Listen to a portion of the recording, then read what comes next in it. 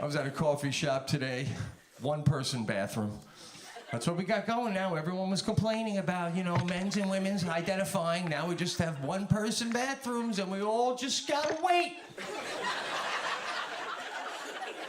When someone's in the bathroom and you're waiting, how long are you expected to wait before you can knock and say, "Are you dead in there?" without being the asshole for doing that, right? Like, I gave a little knock once going, "You all right there?" And the guy goes, "Whoever's in there, why don't you give him a minute?" I'm like, "Guy, I gave him 27 minutes, man. Could have watched a sitcom. What are they doing? Transcribing the Correale in there? What the fuck?" This is my move now. Whenever I get up to a bathroom, even though I know it's already occupied, I do a hard jiggle on the handle. Right? And they inevitably always go, "Someone's in here." And then I go, "Oh, I'm sorry." But in my head, I'm thinking, and now you know somebody's out here. So let's put this into overdrive, all right? And then if they still take too long, my next move is I jiggle it again, but I pretend I'm somebody else, right? And in my original character, I say to the second jiggler, I go, "Yeah, no, I'm actually next. There's a line." Right? Now they're going, "Oh shit, now there's two people out there?"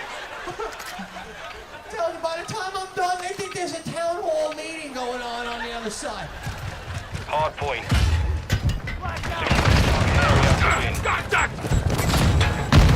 Target area located. Secure the hard point. Don't worry, I don't get political. Don't have to worry about that.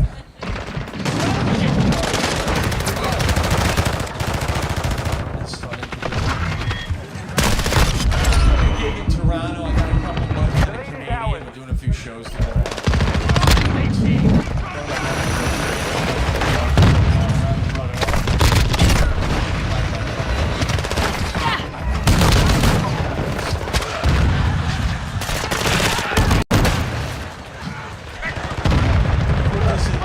All right? In your country, I don't even know who the guy is.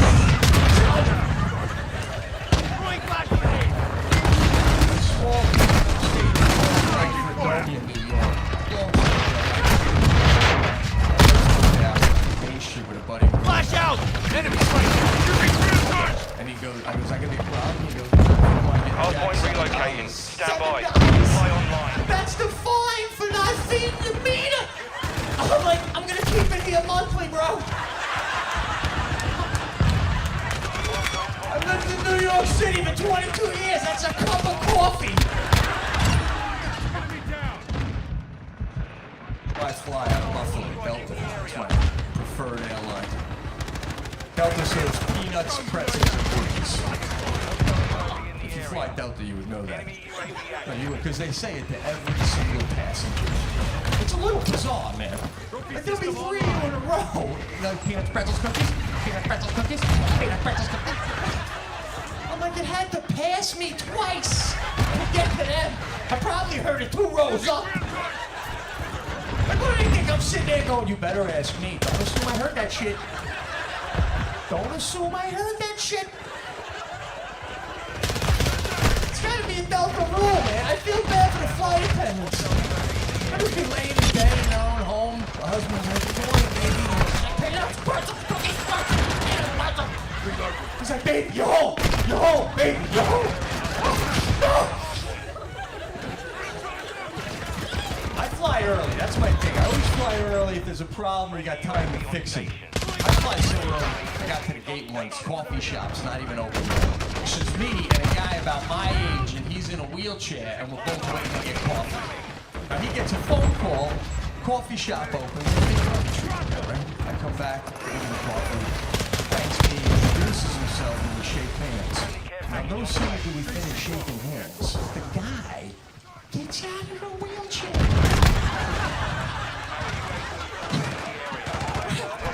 Considering I just physically shook his hand, as you can imagine, my first thought was, I think I just healed this guy.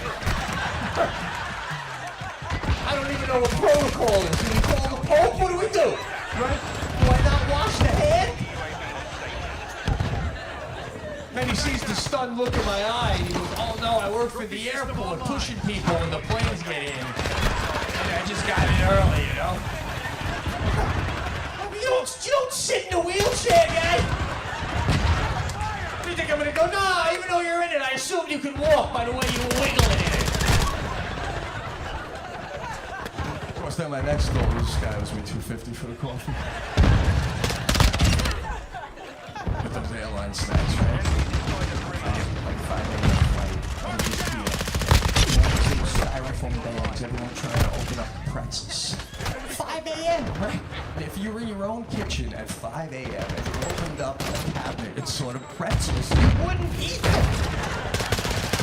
What are we doing? We can't. I've had a flight once, 5:30 in the morning, flight attendant comes on, tells us they're out of pretzels, they're not going to be serving pretzels. And a guy sitting right next to me mumbles to himself out loud. He goes, God damn it. Like, what does this guy fly Delta just for the pretzels? Like, they're not Auntie Annie's, guy. Never see people put the airline snacks in their bag for later? Oh my God, how white trash is that? What the, how does that even play out, man? Like, you're on your couch at home and your wife's like, I'd love a snack. You're like, get the Delta pretzels, baby.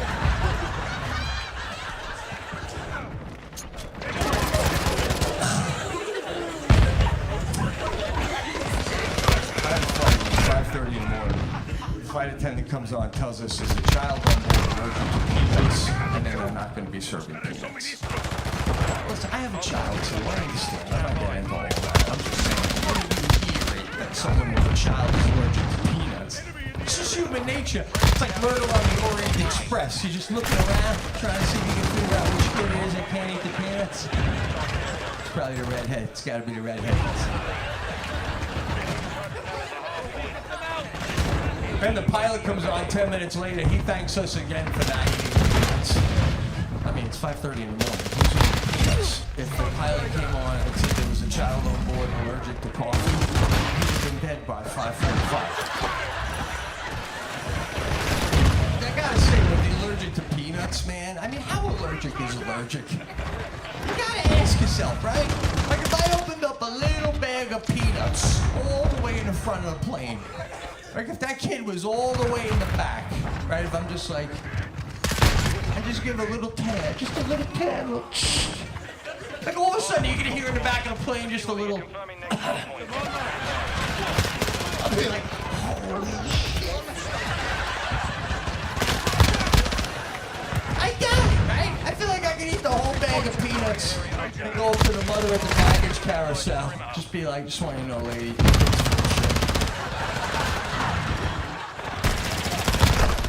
Sound ignorant, and I know this is ignorant, but when you're not allergic to the thing, it's hard to wrap your head around it, right? Like if I get stung by a bee, nothing happens to me. If I'm with somebody, they get stung by a bee and their head swells up, I feel like they're being lazy, right? I feel like I can be like, de-swell that, de-swell that. It's embarrassing. What are you doing?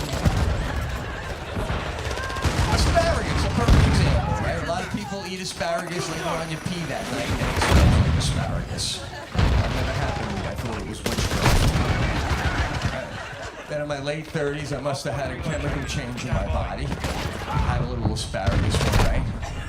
Later that night, I'm at a bar. I'm in the bathroom peeing next to a friend. And my friend's like, is that asparagus I'm smelling like? I was so excited. I'm like, yes, dude, wow! Not even a hint, man. It smelled like I was boiling asparagus for 20 minutes. Holy shit. No other food do you eat and then piss and it smells like... Are you never going to be in the bathroom with your buddy going, well, what is that, the shrimp scampi I'm smelling right there? Is that what you want to do?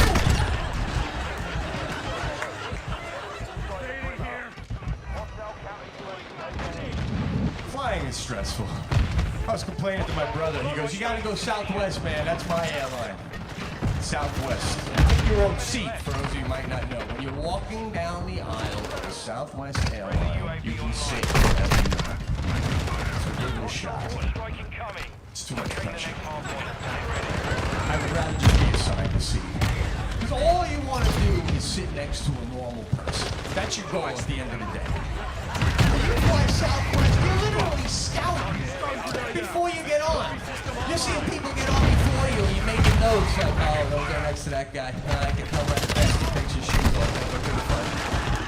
That's the thing, is you got to decide. You got to split second. When you get on the Southwest flight, you're walking down. There's a line of people in front of you, and you got to walk and you got to judgment. And once you pass someone, there's no going back. There are people riding your ass. Right? You got to go like that one, that one, that one, that one. And you do a peek down. You're like, ah, it's losers the rest of the way. And the guy behind you's like, just stop. There must be a nightmare down there. Why would you get? Why would you get? That's how quick it goes down.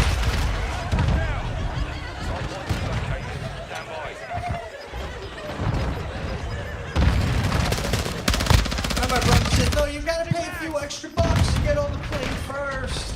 And you can sit wherever you want. So I did that route one time too. Which works. You get on, every seat's available, very nice. Problem is, these Southwest flights all sell out. So eventually somebody's gonna be sitting next to you. So now this is a whole different kind of pressure.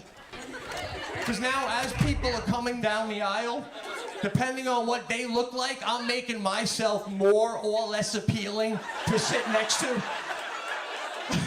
Ever do that move? Like I got a guy in a hunting jacket leaning over. I won't even look at him. I'm rubbing my balls, picking my nose. I'm like, what are you contemplating, guy? Take it to the back. Take it to the back. This is not happening.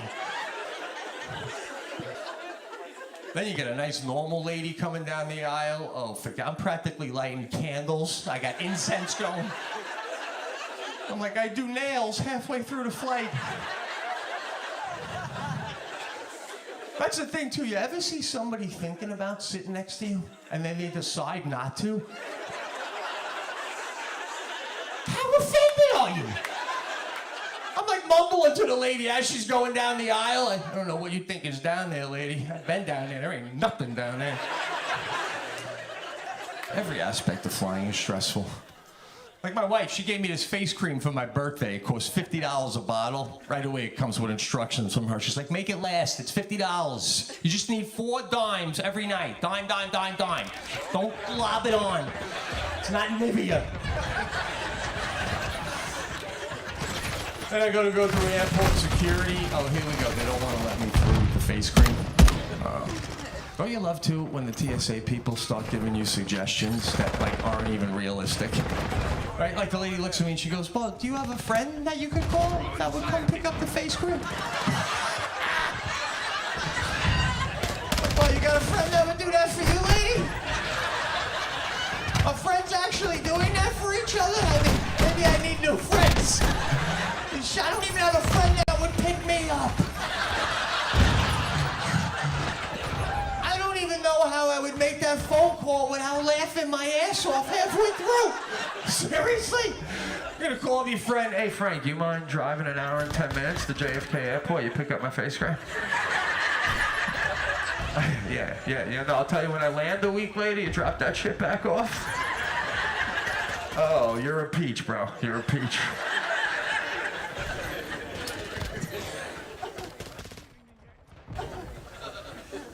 That's why I drive whenever possible. I got a 2006 Subaru Outback. Yeah, all right, man. Been through a lot together with the Roo. Had a recall on the Roo recently. Apparently the passenger side airbag could blow up. Had to take her in for a recall. Like Roo and I, we've been through a lot. Anyone with a vehicle, you go through a lot. Your vehicle becomes like family. You ever rub the dashboard? Going up a hill in really cold weather? I had my Subaru in -3 degrees. I'm like, you got this, girl. You got this. I feel like it matters. It's like rubbing a horse's neck.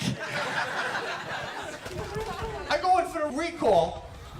I've never done that before. I walk in, they go, no problem, sir. We'll take your car. It'll take about an hour and a half. You just sit tight, have some coffee, and we'll let you know when it's done. No sooner do I sit down, attractive lady who works for Subaru comes walking up with a clipboard. She goes, I just want you to know we did a quick evaluation of your vehicle. And this is what it's currently worth, you know, which is nothing and devastating to hear. Like, I didn't ask for this information. And she goes, if you want, we could take this and put it towards a new vehicle, and you could be driving out with one of these beauties in less than a half hour. Now, this is just all happening so fast, and it's so insensitive. My vehicle, looking out through the window at the dash and coming apart. And what do you? I'm telling you, man, I'm only bringing it up because it's happening with cars. Before you know it, it's going to be happening with us as humans. Man, you're gonna be in there getting a quadruple bypass. The nurse is gonna come out, go up to your wife. Listen, before we cut this war horse open, I just want to let you know we got 3 men in their early 30s on the other side of the wall here, dying to take you out for a steak dinner.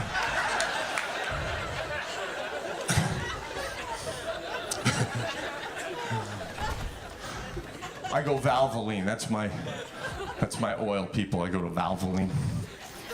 Valvoline, they bring the dipstick into the waiting room to show you that they filled up your oil. Oh, how nice is that? I'm literally on the phone with my wife. He comes walking in. I'm like, yeah, what do you say? I'm like, oh, hold on, baby. He's showing me the dipstick. This Mr. Correale, just want to show you. Filled it all the way up right there. I'm like, beautiful, man. Thank you very much. I don't know nothing about cars. But the guy could walk in and show me a completely dry going. I totally drained all the oil out of the car. It's bone dry. I go, beautiful, get that oil out of there. Hate that shit.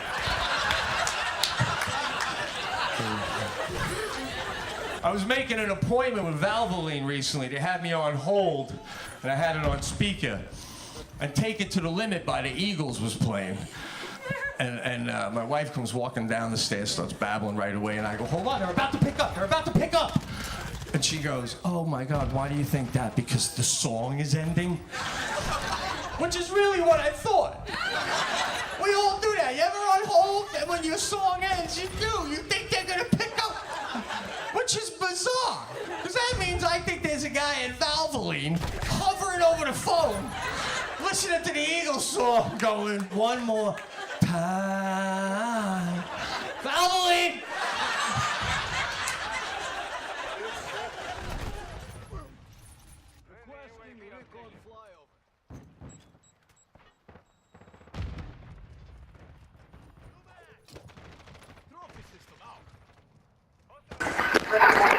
Got a lot of the deer crossing signs. Which always perplexed me, you know? So you ever driving along, you have woods for 10 miles on either side of you. All of a sudden you get to the 11th mile, there's a sign saying deer crossing next 4 miles. What about the last 10? How are you so confident that you didn't even need a sign? But did a guy go to put up a sign, and the other guy goes, forget the sign, Tommy, we don't need a sign, we don't need a sign. No, we had to sit down with the deer years and years ago, we worked it all out. That's the only legitimate way, right? Like hundreds of years ago, did like one highway representative sit down with one deer representing all the deers? That's how long ago this was. They were still called deers back then. And the highway guy said to the deer, if you can get all the other deer to cross between exit 42 and exit 43, I think I can get all my people to slow down when we go through that area. And the deer going, no. You want us to walk up a mile, to cross over, to come back down a mile, and to get to the pond to drink? No. I gotta go back to the other deers with more. You gotta give me more. I gotta go back with more. All right. The highway guy said, how about this? From now on, when there's more than just one of you, it's still just deer. Yeah? We dropped the S. Only fish have that right now. And the deer went, that's hot. I think I can go back to the other deers with that. And he goes, what do you mean? You mean the other deer? I already like it!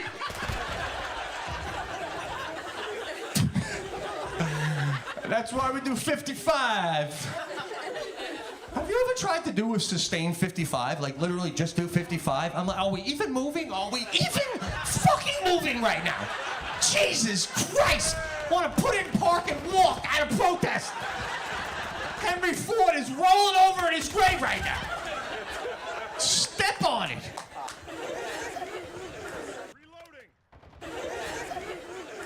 I got a lot of 65 where I live in New York. I got the throughway. I passed a cop recently. Let me explain the situation. The cop was doing 65 in a 65. You ever have that? Then we all line up behind them. All right, here we go. What am I, parade float? What are we doing right now? Even giving him that smile through the windshield. Hey, I always do 65. But in my head, I'm like, guy, as soon as you get off, I gotta do 85 to make up for the 75 I would normally be doing right now. But even my GPS was going off. It was like, is there a cop in front of us? What the fuck are we doing?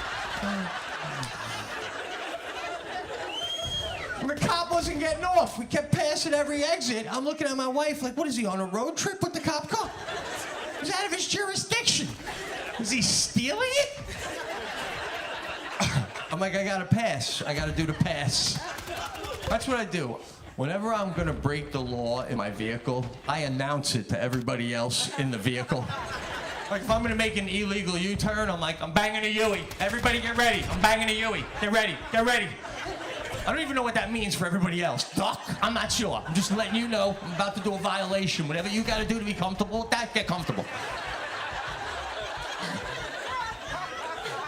I say it so clearly that if a cop pulled me over and I tried to talk my way out of it, I was like, oh, I'm sorry, I didn't realize I couldn't make that turn. And the cop would look at me and go, God, I read your lips through the windshield saying you're gonna bang a Yui.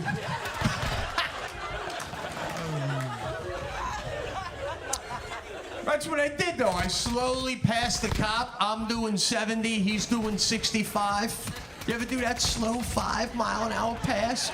Oh, God, your heart is pounding the entire time. It's like walking past a pit bull in your flip-flops. You're like, oh, okay. I'm just giving the cop the look through the window the whole time, like, are you cool with this? Give me a nod, give me a smile, let me know you're cool with this. Right? I mean, you can't let me slowly pass you and then you light me up. That's a weak move, right? Gotta at least give me that 2-finger wave, like, hey, take it back, G.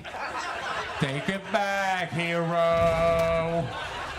I'm like, I apologize. I didn't realize the parade wasn't over yet.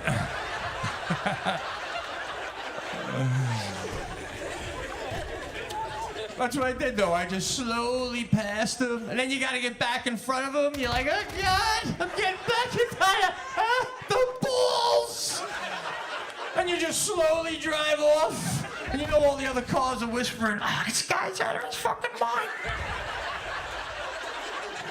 School speed limits have gotten the most intense. Anyone my age and older, and there's quite a few of you out there. No, I'm saying, though, all of us adults and beyond, come on, right? Remember when we were all growing up, people were passing our schools at like 45 miles an hour. If they did 50 and a teacher happened to be outside smoking a cigarette, the teacher might go, whoa, there's kids.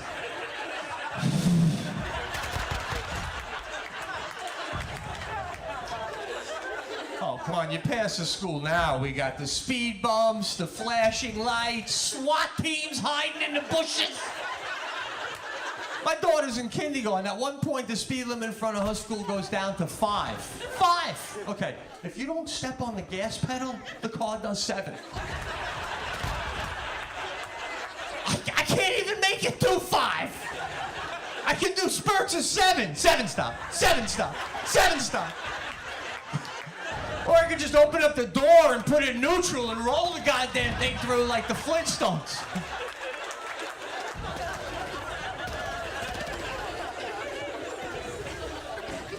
That's why I think the school speed limit passing every school should be directly correlated to how well the children are performing at that school. Right? Come on. Motivation for the kids. And it helps with house hunting.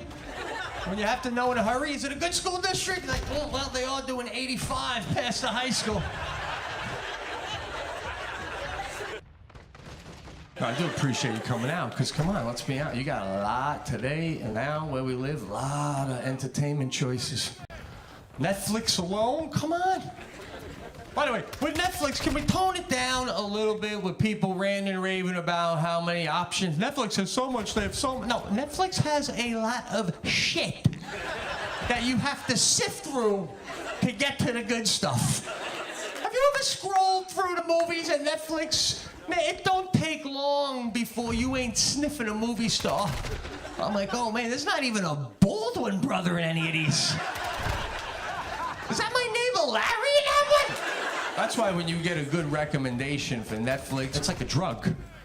I come home, I'm telling my wife, are we gonna do this? You sure you wanna watch it? Apparently we're gonna stay up late, we're gonna blow the kid off. What do we always say, right? We'll watch one, we'll just watch one, right?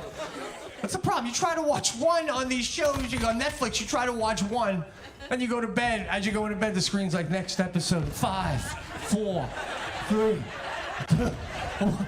Next thing you know, it's 4 in the morning. I'm like, no season 2? Come on! What are we doing?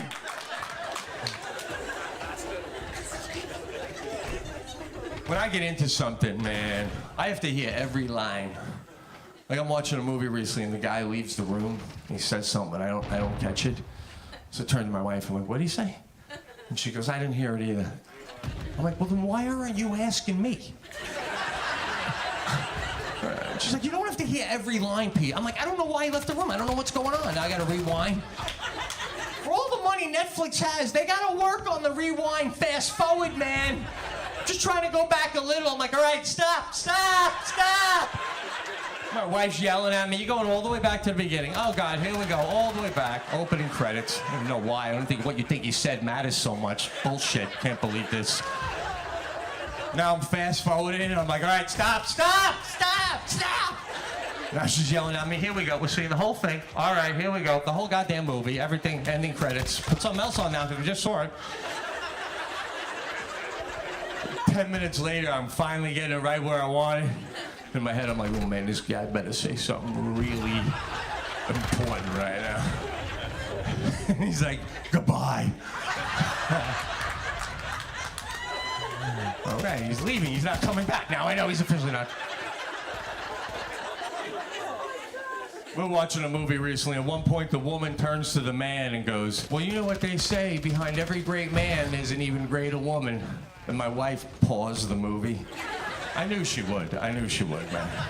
I'm on the edge of the couch. She's like, you hear that? Behind every great man, there's an even greater woman. I'm like, well, I am wallowing away in mediocrity over here.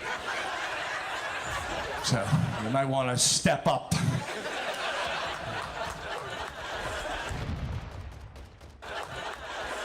I'm watching a movie about 2 months ago. I go to have my ice cream. That's my snack. Freezer burnt. Oh, you have no idea, man. It's my Saturday night, man! So I'm like, all hope is not lost. It might just be a top level. You still got to do a deep dive. And as I'm sticking the spoon, you can hear all the crystals breaking up. I'm like, all the way through. My wife goes, well, just calm down. Just put it back in the freezer and we'll return it tomorrow to the supermarket. I'm like, grown men do not return ice cream. She's like, well, then I guess you're just out $5. I'm like, well, you got it right. I guess I'll just have to shoplift $5 worth of shit next time I go to the supermarket. Not all at once. Like I was in the bakery section. You know where you get your donuts and you put them in the white wax bag? I got 4 donuts. I put them in the bag. I get up to the register. Right away, the lady's like, how many donuts in the bag? I'm like, 2. You have no idea how scary that is until it's actually going down. Oh my God, man. I was trying to get heroin across the border. Up my head, I'm like, oh God, just swipe the bag, lady. Swipe the bag. We're walking out, my wife is whispering, it's 55 cents a donut. Why would you even put us in that situation? I'm like, because of the freezer burnt ice cream. Just keep walking.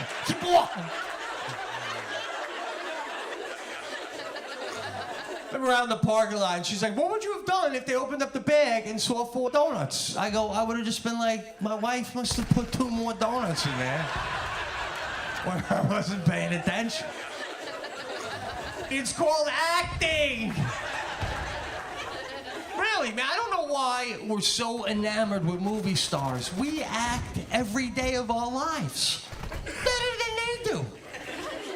Right? Come on, how many people you go to work, you see someone you don't particularly care for, you're like, good to see you, and they're like, you too. And scene.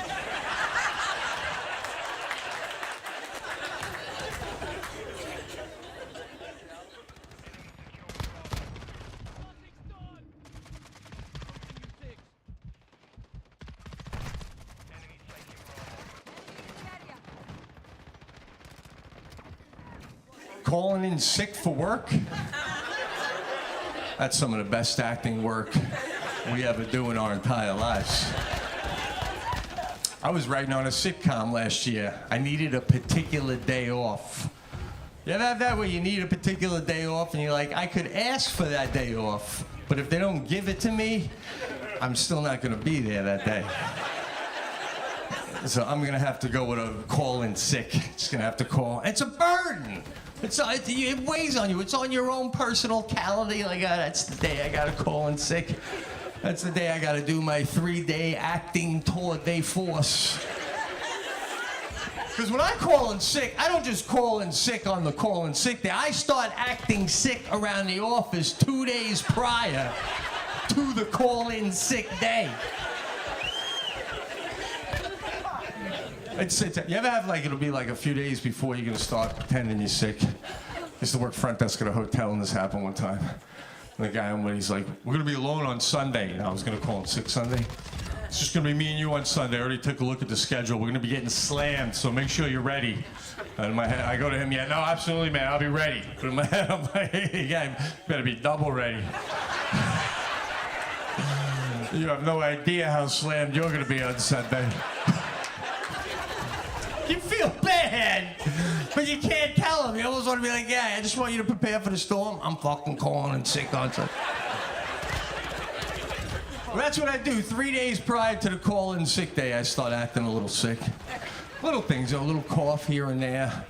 Normally I drink coffee, but instead I have tea. I do a hard dip with the bag until someone sees. I'm like, somebody see this. Somebody's like, you're drinking tea, Pete? I thought you have coffee usually. I'm like, yeah, no, something in my throat. I don't know, something's going down. And scene. One time I was acting sick, though, and the guy's like, well, man, you sound bad. You should probably go home, man. I think you're getting sick. I'm right in my head. I'm like, no, I'll be sick Wednesday. I'm fine today. Wednesday I'll be sick.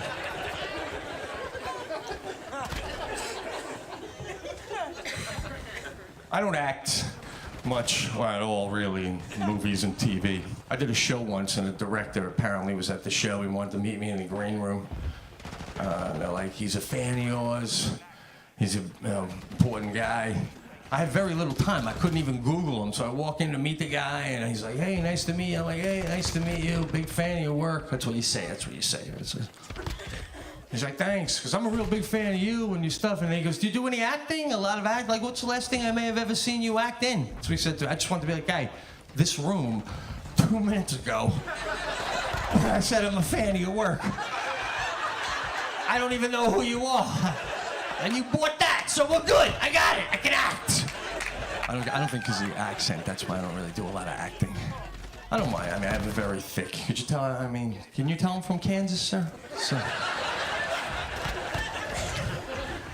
I don't mind having my New York, Long Island accent. It is what it is, baby. But let's be honest, you know, the minute you start talking with this accent, nobody ever thinks, oh, there's a genius. I wish I could lose the accent sometimes, that's all. Like, my wife and I went to get a mortgage on the house. I had to get a bank loan. Before we walk in, my wife goes, when we go in there, try not to sound all Goomba. That was the note, don't sound Goomba. Right away, the bank lady comes up. She's like, good afternoon. I'm like, hey, how you doing? You know? Then she has to walk away to get some. My wife looks at me, how you doing? How you doing? What are you ordering, a pastrami sandwich at a deli?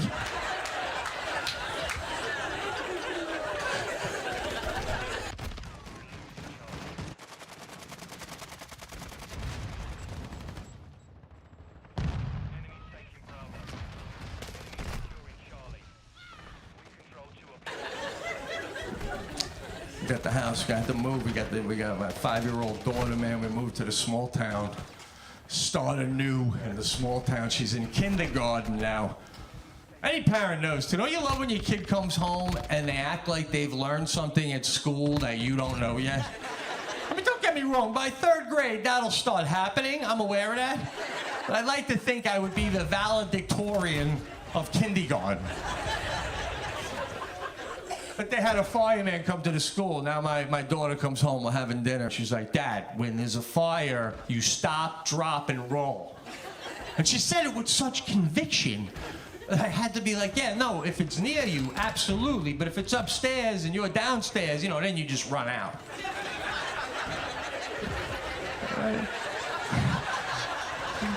She's already at that age giving me the lip. No, Dad, you stop, drop, and roll. Now I'm like, yeah, if it's near you. And my wife goes, gosh, she's just telling you what to do. I go, yeah, and I'm telling her, man, if it's near her. Can't just agree with her to agree. She's got to know what's the deal. On a fire, all her friends are running out, and she's rolling around like a goddamn pinball. Everyone's like, what happened with Correale's kids? She wouldn't get up. She just kept rolling around. Like one of those vacuums that eventually gets every crevice.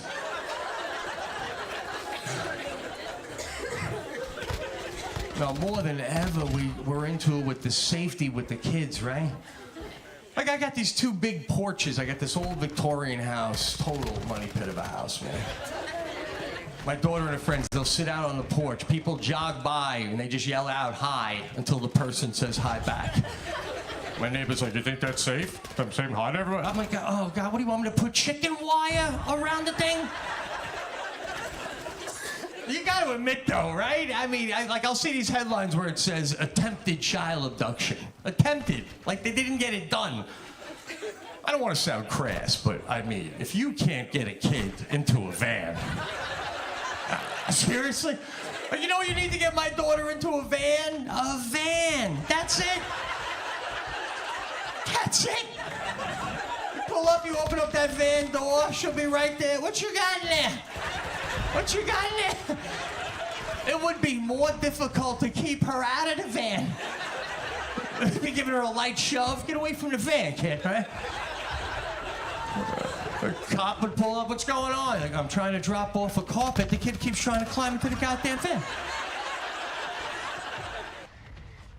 Everyone has their own methods of dealing with trying to help them keep their kids safe. I got something I gotta share with you. I call it the inappropriate touch test.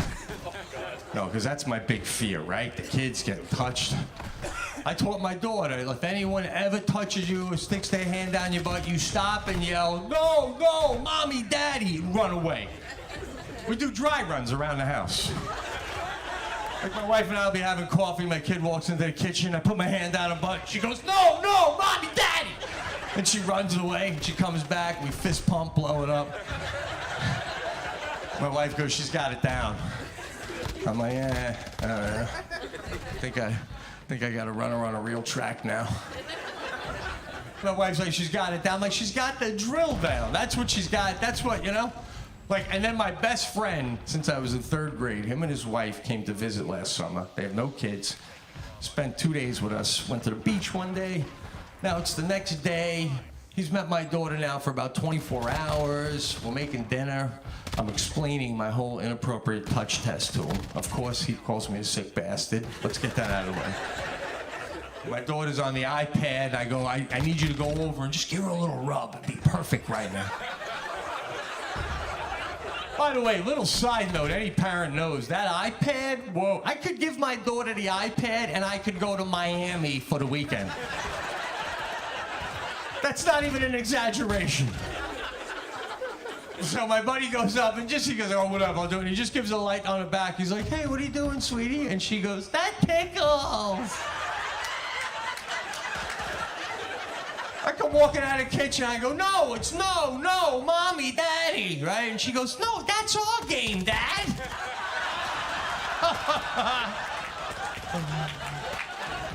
My buddy goes, I think you got a bigger problem on your hands now, bro. Right? That's all I need is my daughter in school on a rainy day. The teacher's like, does anyone have any games you play at home with your family?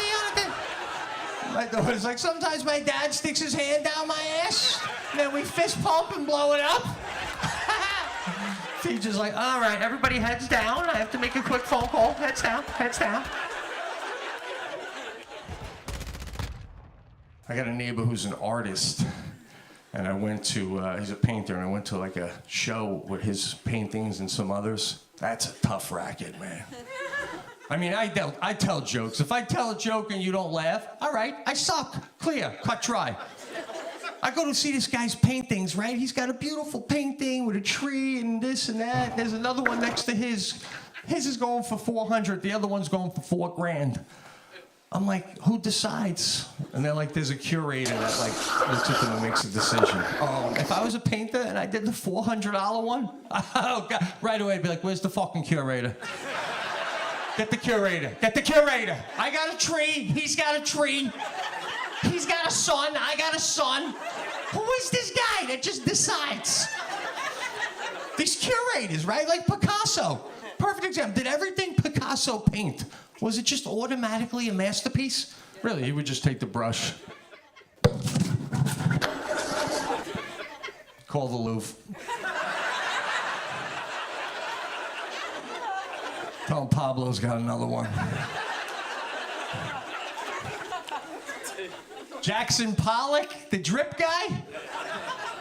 Right? I mean, are you kidding me? This guy wasn't a good painter. He painted, finished the painting, and it wasn't that good. And then he looked down at the floor and said, the floor looks fantastic.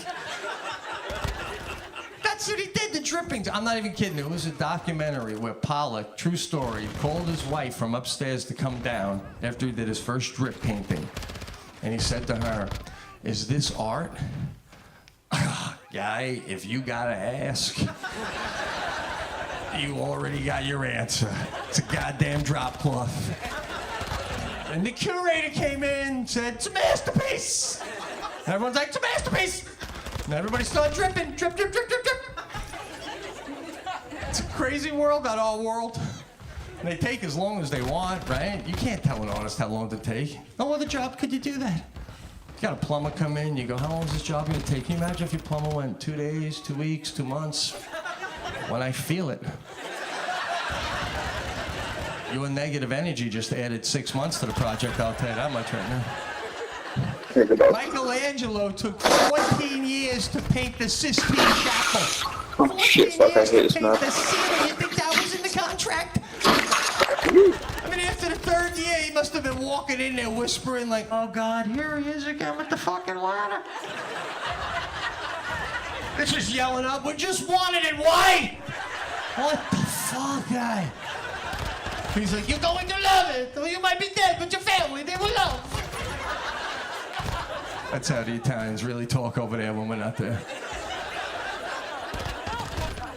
Well, let's be honest, as far as painting the ceiling of the chapel, anyone who's Catholic, really any religion, but I'm Catholic, and we all know, churches need to be aesthetically as beautiful as possible to get through the hour. We need as much shit to look at to get through 1 hour. I just stare at the ceilings, I'm like, are those custom built? Look at those. More importantly, was that 30 seconds I just spent right there staring at the ceiling? We go to church a lot now, because my daughter's 5, my wife thinks it's important. 4 o'clock mass every Saturday. That's when we go to church. We're gonna take the funnest day of the week and slice that shit right in half. Even in the summer. Come on, have you ever been in church and you can smell barbecues while you're in church? Shit! We've been at the lake, and me and my daughter in the lake, and my wife will yell, guys, come on, we gotta go to church. I'm running out of the water going, don't yell that shit out loud. You know how weird you sound?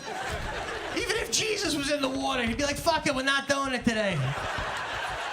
Got a hot game of Marco Polo going on right here.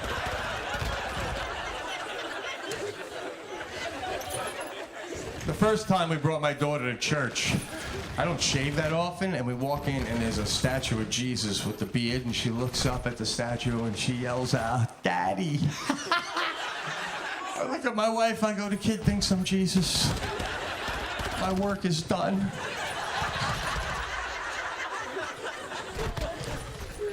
Do these priests not know we can't wait to get out of there? Like, do they not know? Have we been so polite that nobody has ever told them? Because they show no sign of realizing we can't wait to get the fuck out of there.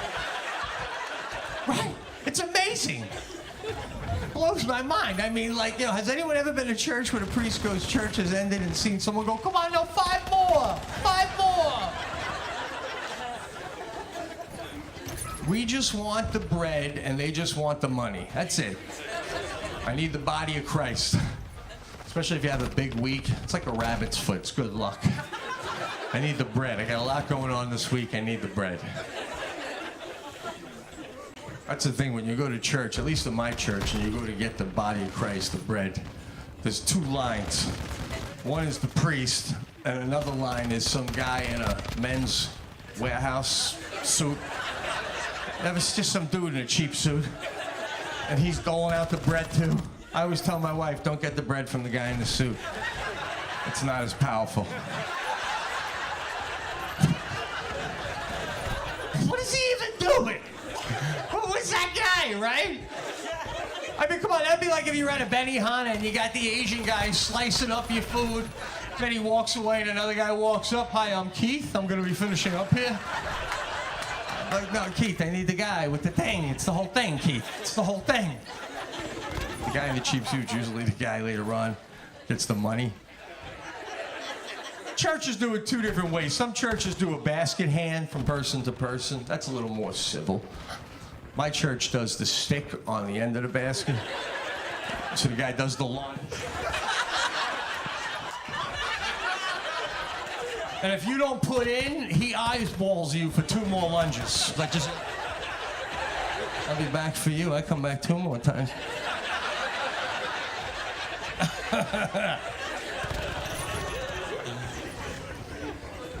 These priests, don't they know we would go to church more often if they would shorten it, man? I cursed in church last Christmas Eve. I literally cursed. I walked in, there was a full choir that's not normally there. I see the whole choir and I go, "Oh, shit." My wife goes, "Why, you don't like the music?" I go, "No, I like the music if it's going to take away from the priest's talk time. But if the music is going to be tacked on to the entire mass, then shut the music down, man. Shut it down. Want to get in and out? If I was a priest, I would do that as a little gift to my parishioners. Every once in a while, I would have a really short mass. And you'd never know when it was coming. That's what would make it so exciting, man. You'd just be driving to church. I hope it's one of the short ones. I'm talking super short, man. I'm talking 5 minutes before church starts. I'm looking at the altar boy and the organ guy. I'm like, "Start up the organ, get the bread ready. As soon as they come in, we're going right into the bread." Can you imagine that as soon as you walk in, the priest is like, "This is the body of Christ." Everyone's like, "Holy shit, keep your coats on. We're gonna be out of here in 5 minutes." We really wanted to update it and make it more functional for our families. We had no idea who to call because we've never heard. I ended up in a graveyard with my daughter. We had let me tell you this one. We were on a 3 bike ride. I had my daughter on the back of a little trailer hitch thing, and my wife was on another bike. My daughter fell asleep, and then I got a flat tire. So I told my wife, "All right, I'll undo this. You take the bike back. I'm going to take her. She's still sleeping. I'll walk her through this old graveyard. I'll meet you in the old cemetery." My daughter's still sleeping. I got her this little back trailer thing on the bike. And then we get in the cemetery, and I'm waiting for my wife, and I'm leaning against a tree, and my daughter wakes up. Now, when she fell asleep, she was on the back of a bike. Now, there's no bike, no mom. She's in the middle of an old cemetery with big, giant angel statues. And then she sees her dad sitting against a tree 10 yards away. I couldn't resist, man. I just looked at her, I'm like, "We died." This is where you go when you wait for Jesus.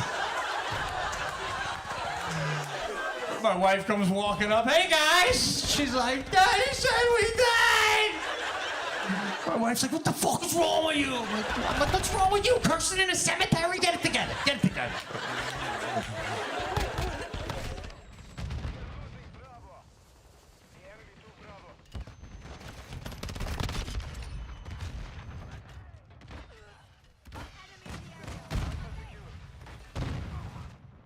I had a mouse recently, oh boy.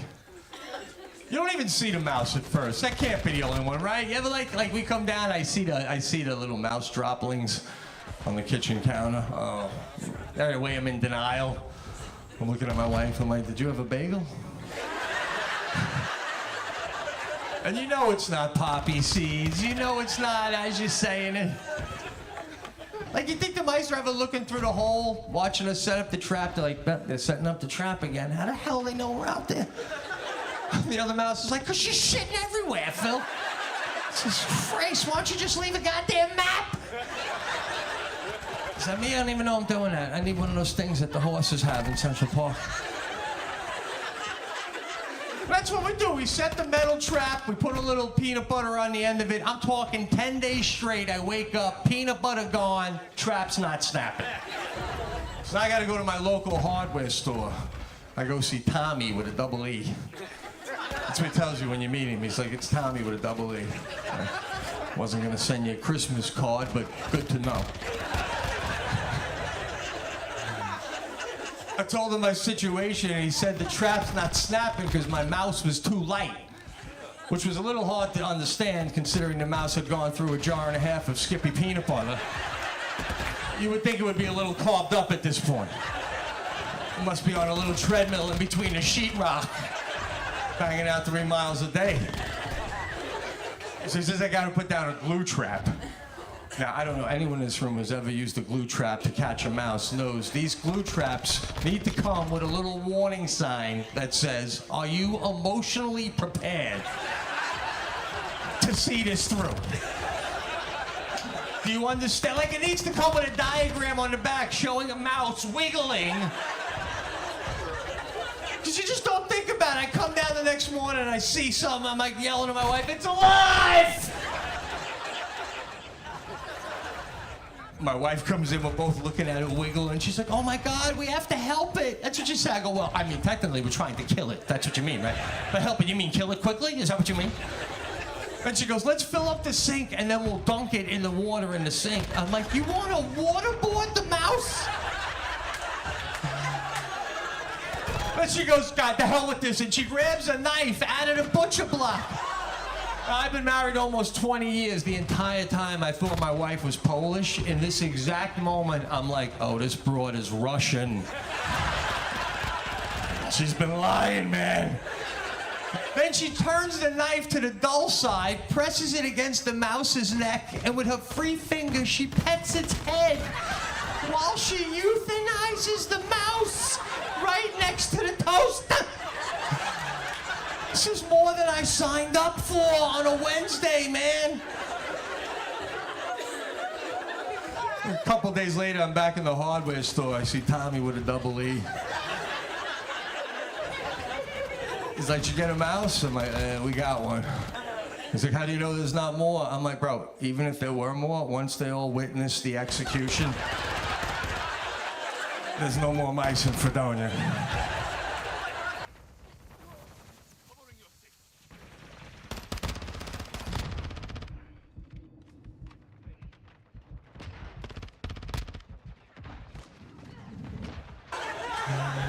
Christmas tradition. My wife loves Christmas. This past summer, she literally goes, we have to start thinking about our Christmas card, because we always make a funny Christmas card, and she's like, it's gonna be cold before you know it, winter's coming. I'm like, listen, we gotta start thinking about a new roof. Prioritize. That's what I had. I got this old Victorian house. My roof was such a nightmare that whenever there was like any kind of a windstorm, my roof shingles would end up in my neighbors' yards. Like, my one neighbor came over one day with all my roof shingles in a bundle. Kevin, my neighbor Kevin, he's like, this all fell in my yard, I just want to bring you back your roof shingles. Then he leaves and my wife goes, that was so considerate of Kevin. I'm like, considerate? That was Kevin's way of saying, fix your white trash piece of shit roof. Are you kidding me? Read the room. Like Kevin's back to his wife right now going, yeah, I dropped the shingles right on the fucking porch. If they didn't get the message now, they never will.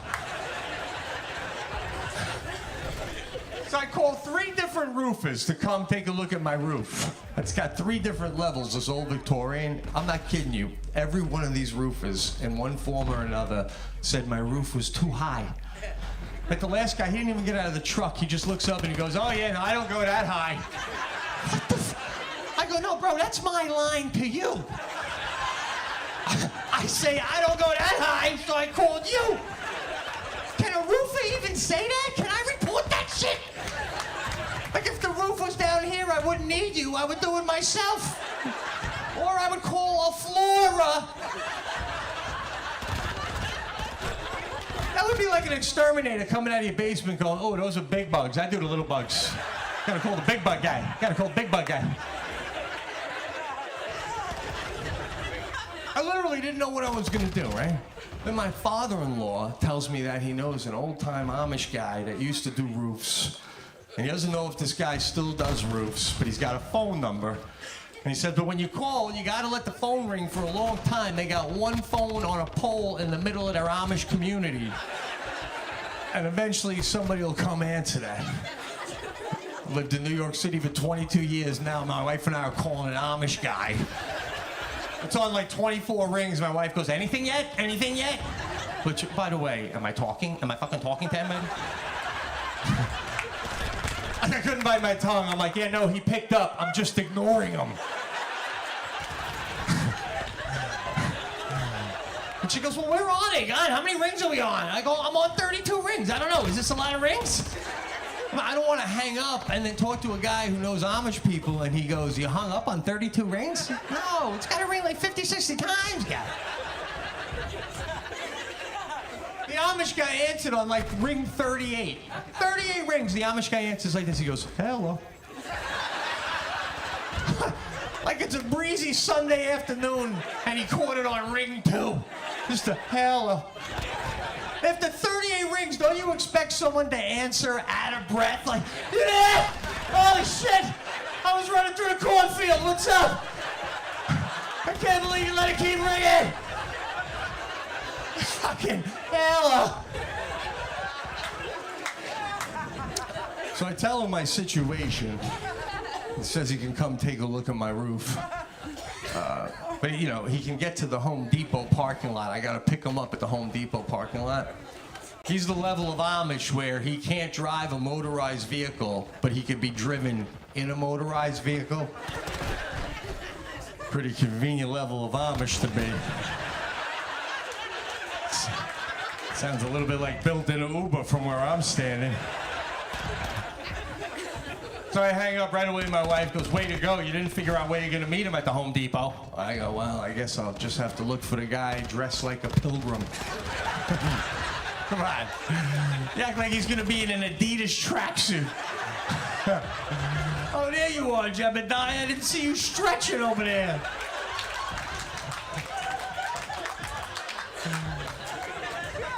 There he was with the hat, the overalls, the beard, the whole thing, right? There. He gets in my 2006 Subaru Outback. It's like 72 degrees out, but I put the seat warmers on anyway. I turn the air conditioner on, radio on, I'm doing the wiper fluid. Any technology I had, I was firing it up. Just my subtle way of saying, look at all the shit you're missing out on, guy. What are you doing? It's crazy. I went down Main Street, even though I didn't have to go down Main Street. Oh, you got an Amish guy in the car with you. That's like having a deer in the car. I just wanted to see one buddy to give him that look. Like, what's up? What's up, guy? Then I see my buddy at the bar later. He'd be like, was there an Amish guy in the car? Like, you saw that? You saw that? I wanted you to see that. You saw that? Yeah. Yeah, he was in there. He was in there. All right, we pull up at my house, right? 3 roofers bail on this roof because it's too high. The Amish guy gets out without skipping a beat. He looks up at my roof and he goes, do you have a ladder that could get me all the way up there? I go, no, man, I don't have a ladder that goes that high. Do you have a ladder that could get me up to your porch roof? I said, yeah, no, I got a ladder for that. So I get the ladder. He climbs up to my porch roof, right? Then he leans down, he grabs the ladder. He pulls it up, puts it on the roof of the porch. Climbs up to the next level, grabs the ladder again. Holy shit, I can't even look at this point. Like, my insurance doesn't cover this shit. Like, I got a buddy who owns a car wash in town. He lets me throw stuff in his dumpster from time to time. That's what's going through my head right now. I'm like, if this Amish guy falls off the roof, I'm wrapping him in a tarp and I'm throwing him in the goddamn car wash dumpster. He's got no cell phone on him. He's off the grid. Nobody's gonna know. It's no different than throwing a possum in the dumpster. Then he gets up to the top level of my roof, and like a billy goat, in seconds, he shimmies up to the highest peak of my roof, leans against the chimney, and lights up a corncob pipe. I go running into my wife, I'm like, get the camera! We got the Christmas card! We got the Christmas card! Thank you so much for coming out, guys!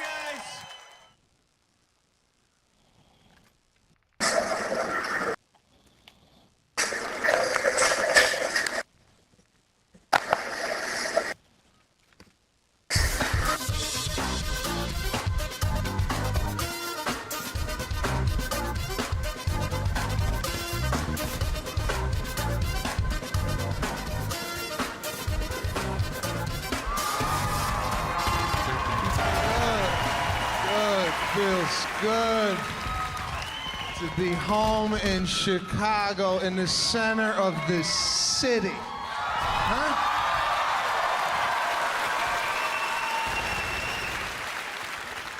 Oh, good. I grew up 25 miles away from here in Arlington Heights.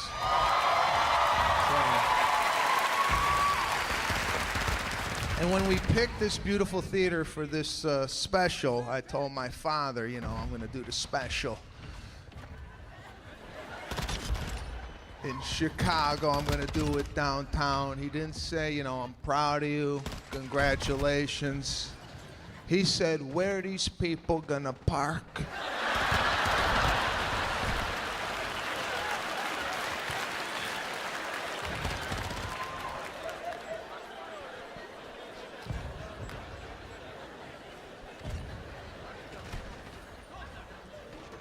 It's good to be home. I love this city. There's certain cities I do not like going to. I'm not a Vegas guy. I know a lot of people love to go to Vegas for a weekend. I don't. You could see a good portion of the population that descends on Las Vegas over a year, and I'm here to tell you, we're in trouble. Okay, we're in trouble as a nation. If you look at Las Vegas. I don't know, is anybody embarrassed anymore? Is there any embarrassment? Huh? Is there any shame? I'm checking into a $2 billion property, right? Beautiful. Italian marble. 5-star restaurants, Chihuly art hanging from the ceiling. And I look to my left at the check-in thing, and there's a group checking in with an igloo cooler.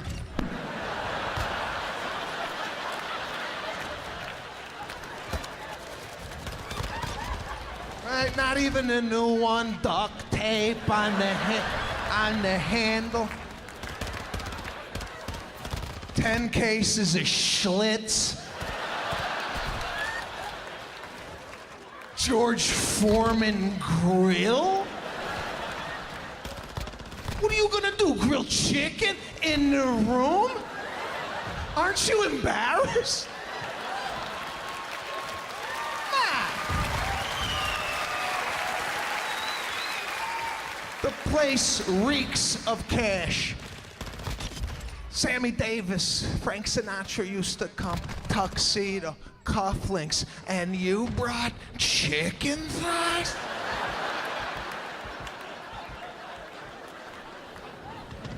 So I'm like, you know what, let me go relax at the pool. Go to the pool area. Now, I don't know how you people do the pool, but when I go to like a public pool, hotel pool, I go away from the people. I don't go near people. I don't chit-chat, all right? I know a lot of people like to go in the midst of people. Oh, hi. Oh, we love the weather. We come once a year. I don't do this shit, okay? I go away from it. I set up in my own little corner. I got 3 towels. I start making the thing, right? Like a fitted sheet, everything tucked in, neat. I brought a book.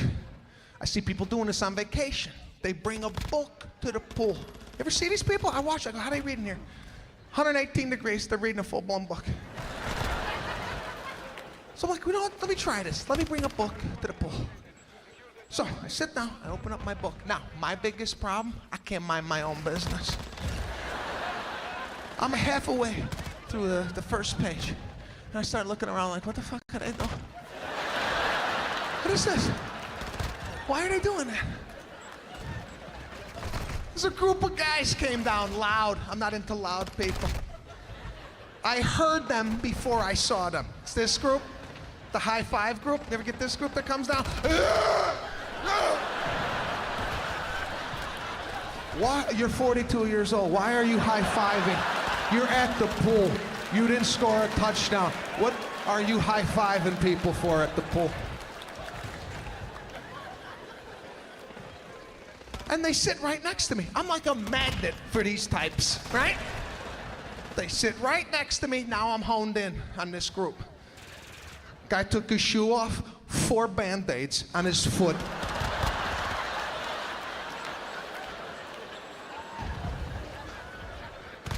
How does it get to 4 Band-Aids? How does this happen? After 1 Band-Aid, isn't that a hospital visit? What are you trying to fix at your home with 4 Band-Aids? 1 box of Band-Aids should last your entire life. This is a one-time purchase. When you die, you should have leftover Band-Aids for generations to come.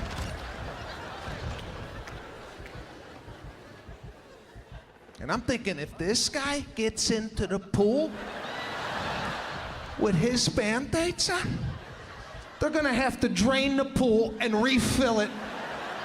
I'm not getting into the pool with Band-Aid juice floating on top of the pool, all right? I don't know what's underneath the Band-Aids. There's always a Band-Aid. There's always a loose Band-Aid in the pool. It will find you. You'll be talking, hanging out, right? And the damn thing will just come in. You're like, oh God! It's a Band-Aid! Get it away from me! Get it away from me! You're wearing Band-Aids, you should be disallowed in the pool area, okay? But this is the country, people. This is what we're living in. We are in trouble. Igloo coolers and Band-Aids, okay? No wonder the Chinese are winning, all right? Something's going on in the country. It's gotta be the internet. It's gotta be the internet. Internet's bringing out people we never even knew existed. 30 years ago, you know, these people never left the house. They were in their basement talking to themselves. Just,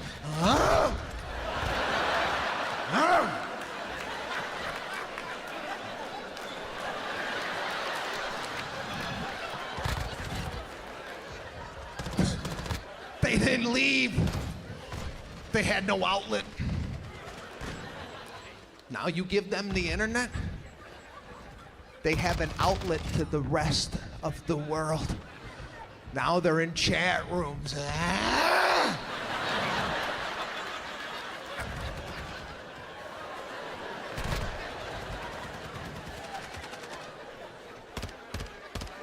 Where are people getting the time to do half of the stuff they're doing online? People are living on the computer. writing reviews on restaurants that they go to? You got nothing going on with your life. I don't know, me and my wife, we go out to dinner. I'll tell her right there, salmon sucked. Let's get the fuck out of here. That's it.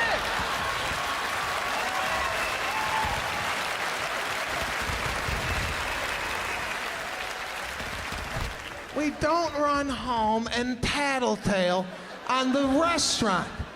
Who's got this time to write an 18-page essay on asparagus? Who's doing this?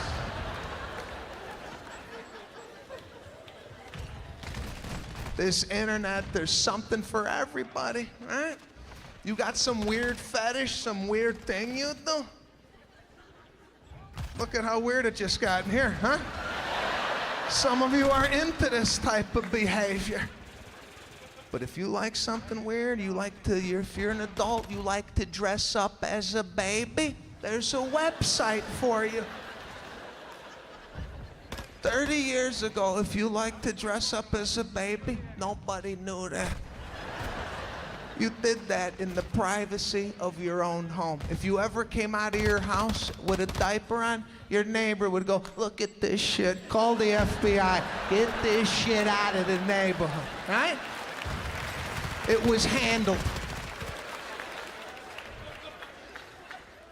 But today, just throw it up in the Google. I like to dress up as a baby. Next thing you know, they're at the Hilton on a Saturday with 863 people that like to do this shit.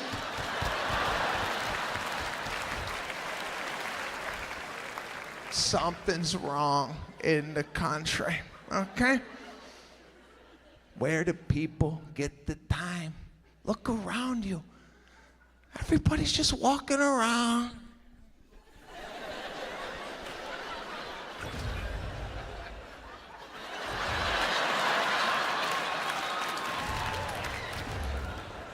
Taking a photo of yourself? They call it a selfie. I can't even say the word without sweating. I can't stand the word. I call it taking a lonely. Do you know how alone you gotta be? That you can't find anybody to take a photo? That you got 838 photos of yourself in your bathroom? What are you doing? What are you doing?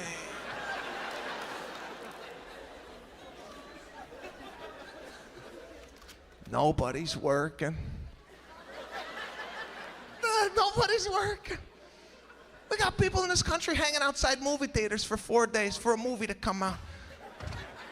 Friday's the release date. They're there Tuesday. They got a tent. They're setting up a little picnic area, generator, sleeping bag. And they're dressed as the character in the movie. Who's doing this? My family, my friend, nobody does this. Nobody does this. Okay? I've never called my buddy Frankie. What are you doing? Nothing. I'm dressed as Batman. I've been sleeping in a tent. I got the cape on eBay for 18 grand.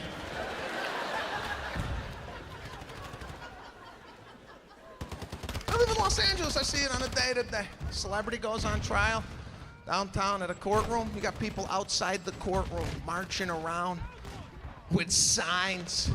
Right? Justice for Lindsay! Justice for Lindsay! No job? You got nowhere to be on a Monday at 8:30 in the morning? I never made a sign. Have you? I never wrote on a cardboard box my feelings. Stapled it to a stick, drove the stick somewhere. and marched around in a circle for 12 hours. Justice for Liz! Some of you are laughing at this, some of you are not. Listen, if you're laughing, you're on board. If you're not, you're the fucking problem. I'm sorry. Okay? I'm looking at some of you. You're like, I don't know why this is funny. I dress up as Batman, and I have an igloo cooler. I don't know what's so funny about this.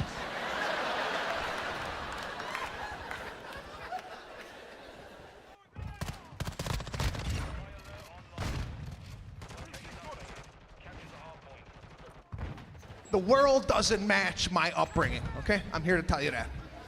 I grew up with an immigrant family. My father's Sicilian, my mother's Italian. I gotta clarify that, all right? Half Sicilian, half Italian. But if you talk to my father, you're Sicilian, you're Sicilian. Okay, Dad, relax. They instilled work ethic into me at a young age. Young. If you come from immigrants, they don't play around with the work. Okay? I've been working since I've been 8 years old. These people put me to work. I don't know what was going on. I was watching cartoons on a Saturday. My father walked in the living room. He's like, hey, go start a business. Now?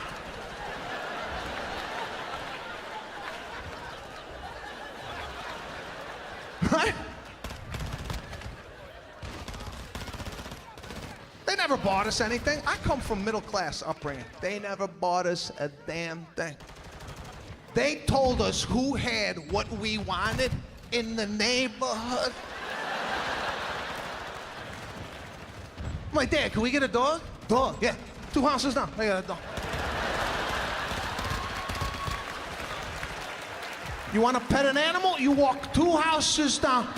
You pet their dog, and then you come back here and cut my lawn. What? What lawn? Why?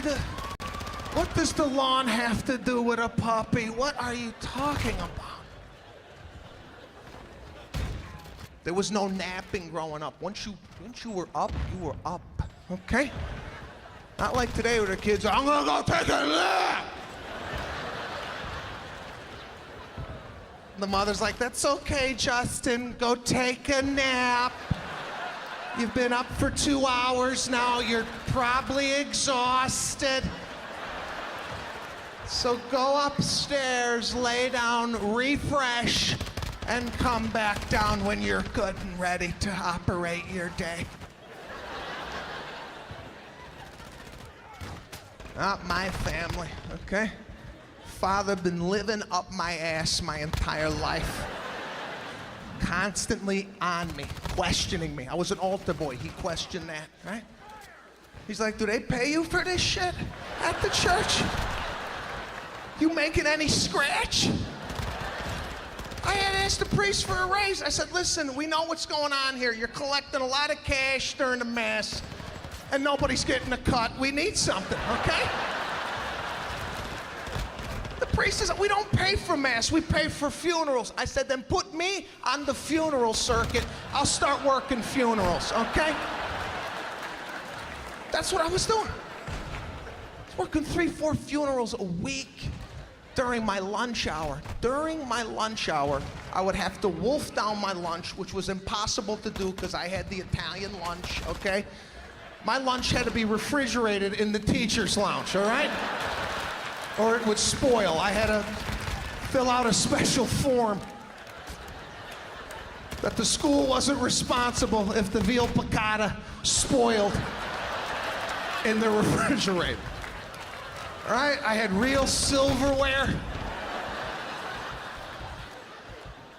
Nobody wanted to trade at lunch. Everybody had like American, you know, ho-ho Twinkies. I said, anybody want some S cookies? I got S cookies. Stella Doro. Nobody wants this. And my mother would say, make sure you dip those in coffee. Coffee? Ma, they don't serve coffee in the lunchroom. I'm in 3rd grade. Oh, I'll pack you some coffee then.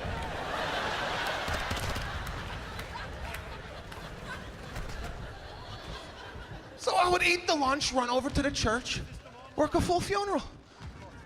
All the other kids having a ball, meeting friends for life. And here I am, 8 years old, over a corpse with incense.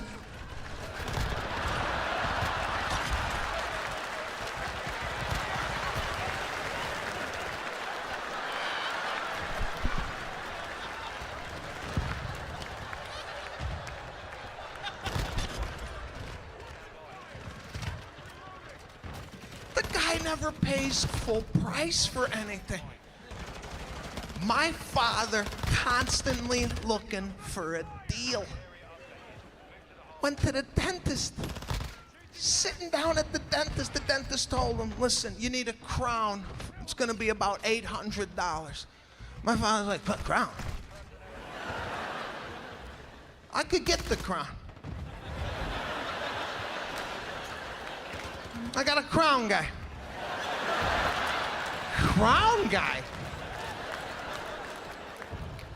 Yeah, I'll bring in the part and I'll pay you for the labor. I'll pay cash. What? It's not a body shop.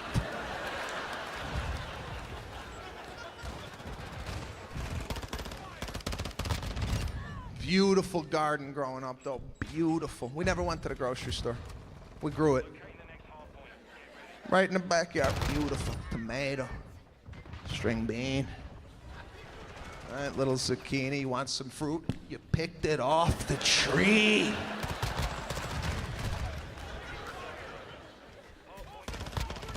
But at night, we found out something was going on in our garden. There was a little raccoon. Something was nibbling on my father's tomatoes, okay? It's a big deal. We had a family meeting about it. Most American families, they'll call up Orkin. We'll just call Orkin. They'll come set up some traps. Then they'll release the animal back into the wild so it could reunite with its family. My father's like, listen, we're gonna murder this motherfucker, all right?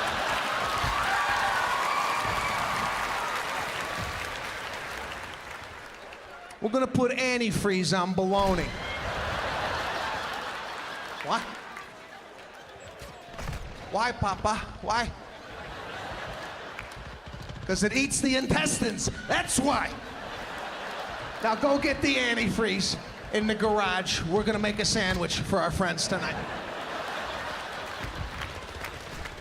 Woke up in the morning, birds, squirrels, raccoons, murdered all over the property. Neighbors coming by, have you seen our cat? Nah, we haven't seen shit. Does it like bologna?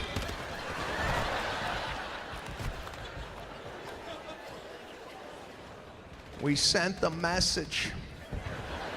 Okay? Trap don't send the message. Antifreeze makes it clear. We ain't playing around with our zucchinis. Okay?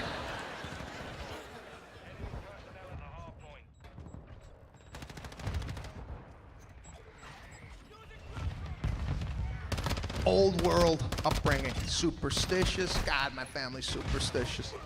I remember once I got my first car, it was a 1984 Celica, Toyota Celica GT shit brown, right? As soon as I got it, my father hung a red horn from the rear view mirror of the car, right? Just a red horn dangling. I go, what are you doing? This looks like, it's for the malocchio, the eye, so nobody gives you the eye. I go, what eye? The fucking eye!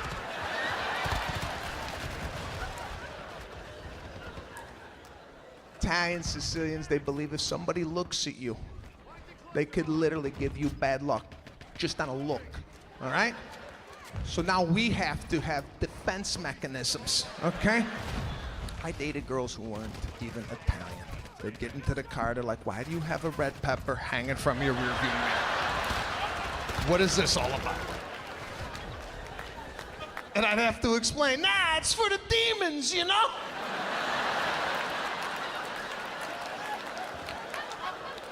It's so nobody looks at you and cripples your soul. You don't have that in your family? No?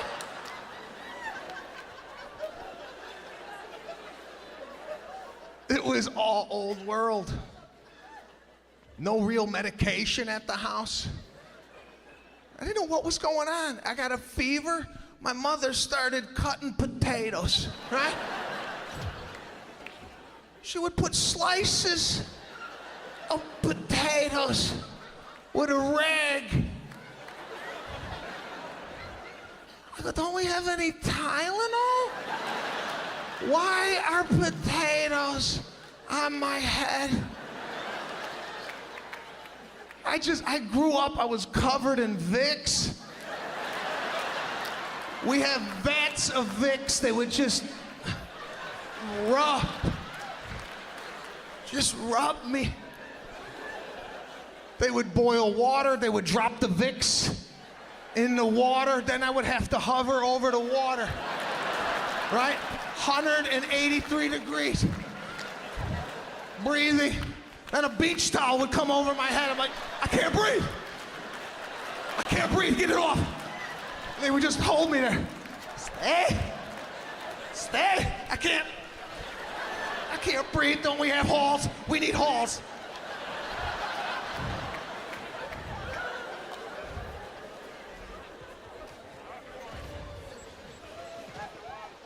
But as odd as this upbringing might have been, they taught me passion. They taught me whatever you do in life, you do it 138%. You give it your all. Yeah. Pride in work. You look around now, nobody's working. The people that are working, they don't want to be there. Go to the airport. The people that work at the airport, upset that we even showed up to fly. I've never seen an angrier group of people in my life. Soon as you walk into the terminal, they're tapping each other. Look at this. They brought bags. They got bags!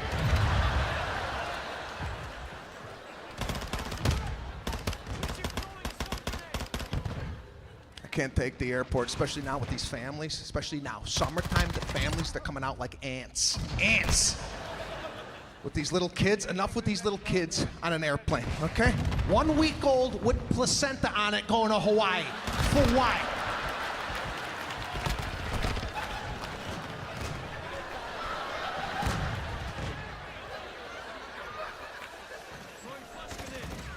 And what happened to fathers in this country? Their balls have been detached and thrown in a purse somewhere. What is going on with the fathers? I'm looking at this family check-in. The wife is doing everything. She's lifting the heavy bags. She's doing the ticketing, the boarding passes. And the father's off to the side like a dunce, sitting there with his son hanging off his chest in some type of kangaroo sack.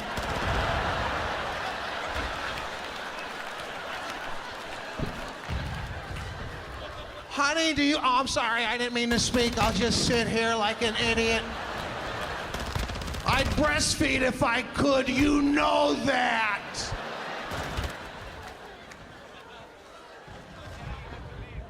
It's even happening with my own friends. I called my buddy, I go, what'd you do today? Well, I went to the parent-teacher conference. Parent-teacher conference? My father didn't even know where the school was. He'd often ask me, what grade are you in?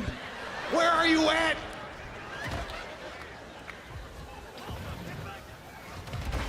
Another buddy's got a man cave he can't stop talking about. Oh, you gotta come by. Got my man cave. Go down there, watch the game on Sunday. Got my beer in my little koozie. Man cave? You're bragging about a man cave? My father had a man cave. It was the house.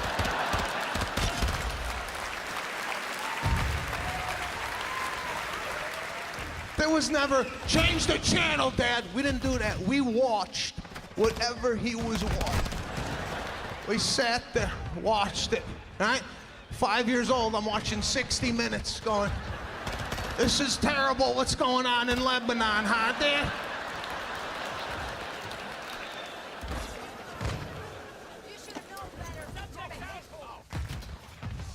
It was time for me to check in, right? Now, the check-in process at the airport, they don't want to look at you, head down, right? No smile, nothing. I feel like I'm working, right? I feel like I work at United. Hi, how you doing, right? The only time they get happy is when the bag goes over the weight allowance. They love telling you you're gonna owe extra on this bag. And you know it's heavy. When you're packing it at home, you tell your wife, we're never gonna make it with the, it's okay, okay, I'll put it, right?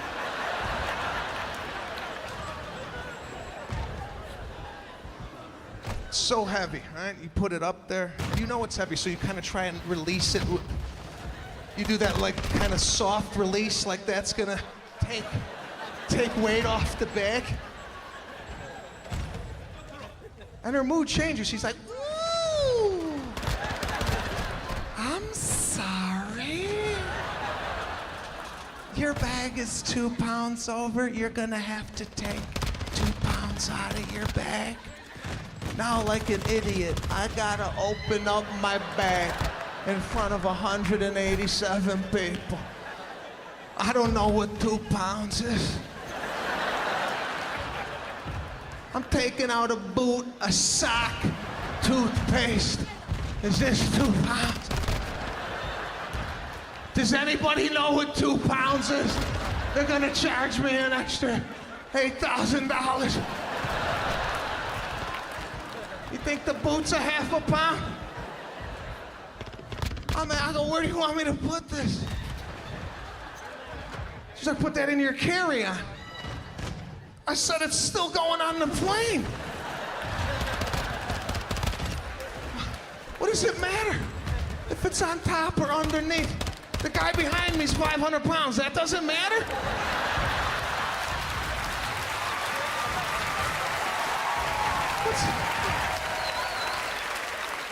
My sock is gonna take the plane into the Pacific, but you prepared for this type of weight? It's a scam.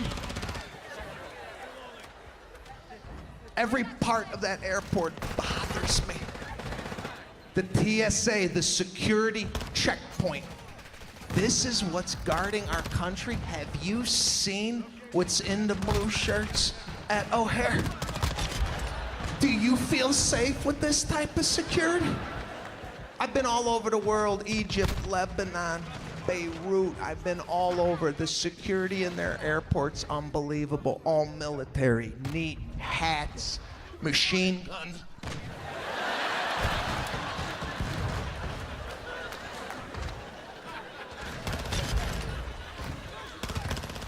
Have you seen our first line of defense?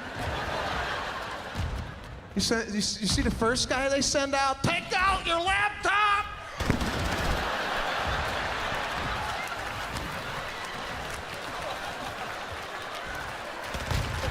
Your liquids, your creams, your gel.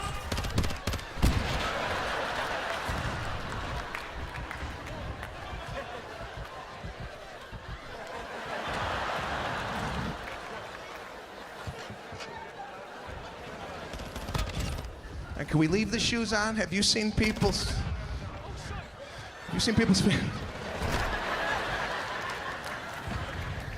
Guy took his shoe off, looked like he had a machete hanging off his toe. I swear to God, like he could cut provolone. Just a thin slice of provolone.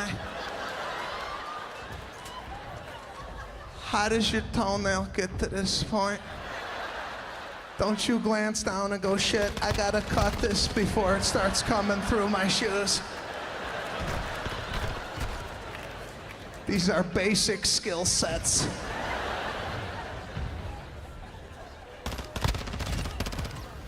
But I got a fear of flying. My biggest fear, I'm gonna die in a crash, right? But this Malaysia thing freaked me out 2 months ago. This thing went down, nobody could see it, right? Nobody could find it. Where's this damn thing? They tell me before I fly, your seat could be used as a flotation device. Where are these seats? They can't find 283 seats floating in the ocean. Where do the seats go?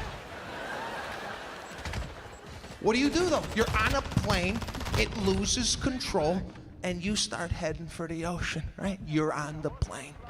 Oxygen comes down. People start breathing. Me, I'm hanging myself. Gone.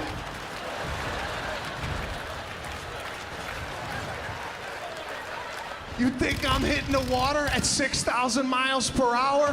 What does that feel like? I'll take the hanging. Okay? I'll take the hanging. But knowing my luck, I'd hang myself, the pilot would regain control, and I'd be the only idiot hanging for 7 hours on the way to Beijing.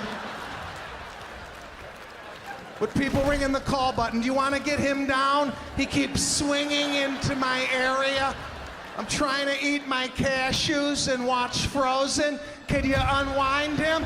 He keeps hitting my tray.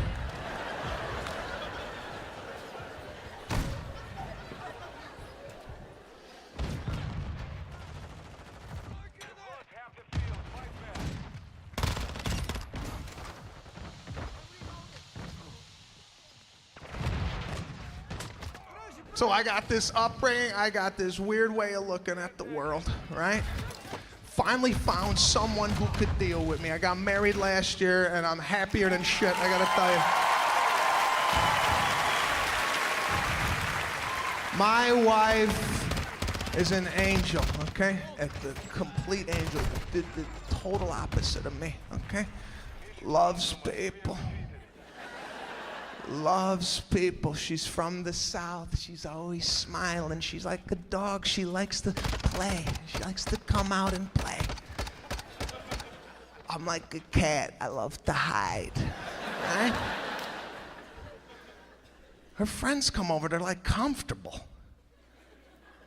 Right? I like people at the house, but like her friends stay long. Like my friends, my friends after the game, they're gone. Hers, they're like, oh, I'll just sleep here. No.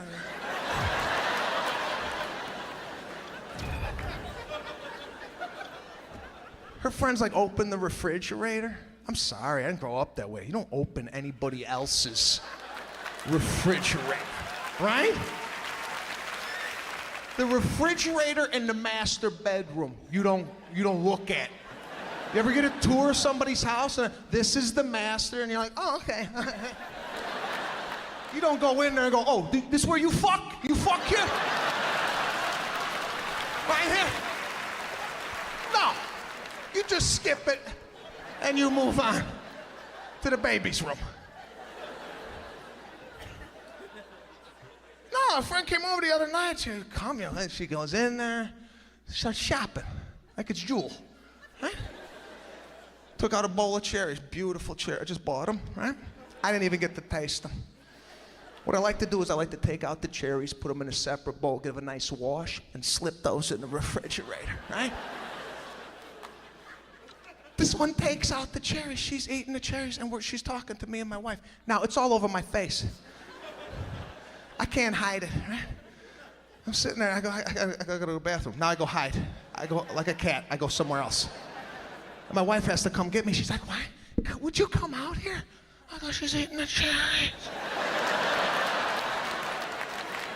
How does she know I'm not making a cherry pie with that? But that's why I fell in love with my wife. Totally different. I'll come home and the pizza delivery guy will be in the house while my wife goes to our secret stash and pays him. I go, why is the delivery guy in our kitchen?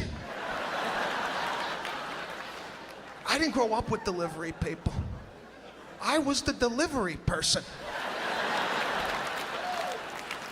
My father would order a pizza in January, right? 38 below outside. And he would tell me, go get the pizza, it's gonna be ready in 30 minutes. I just ordered the pizza.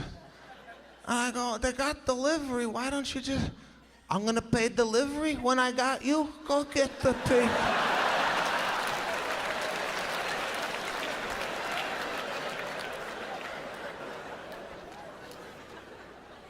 But the customer service, right?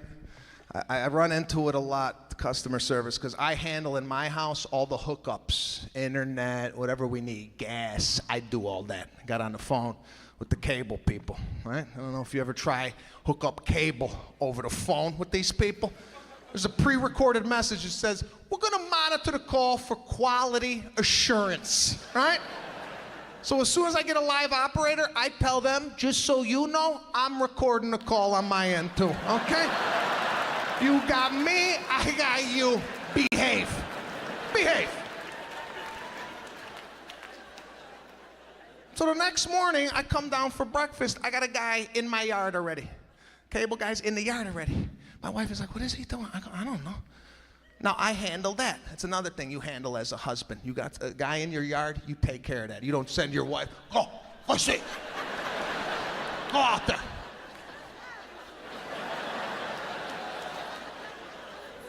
As a husband, you have to handle stuff.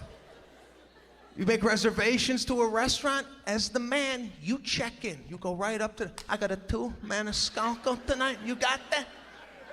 You don't send your wife. I see it all the time. Wives go up. Hi, we're here. 2 for Johnson. It's ready. Honey, you wanna? It's ready, honey. You wanna come up here?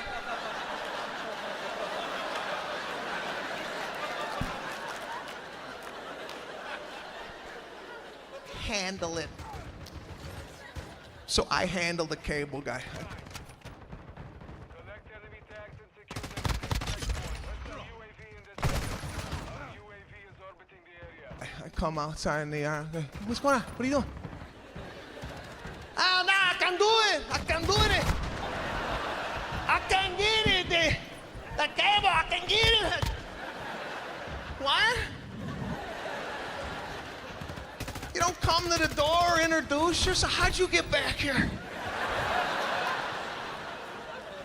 I can't do it. I gotta take a break. Break? You didn't do nothing. He's telling me he can't hook the cable up because the cable's in my neighbor's yard. I gotta ask my neighbor if it's okay for him to go get the cable. I go, Julio, you broke into my yard. Can't you just break into his? It's your cable. Go get the damn thing. I can do it.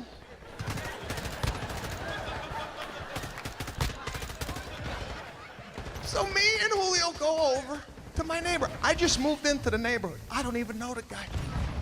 I knock on the door. The guy came to the door, had a full medical mask on. If you have a medical mask on and you answer the door, that's got to be the first thing out of your mouth, okay? Why you got this damn thing on? I come to my door with a medical mask, I take it down. Listen, doing some painting in the garage, gets into my lungs, that's why I got the mask. This guy, nothing on the mask. Started talking through the mask. He's like, what's going on? I go, no. What's going on in here? I just bought the joint next door. Do I gotta put it up for sale? Why the hell do you got a medical mask on a Monday morning? Okay? Let's get into that. I'm gonna send Julio in your yard. Is he gonna come out with no head? What are you doing with the mask? I live in the negative. Live in the negative. My wife is in the positive, okay? Came back to our house. I said, put the for sale sign up. There's a guy with a medical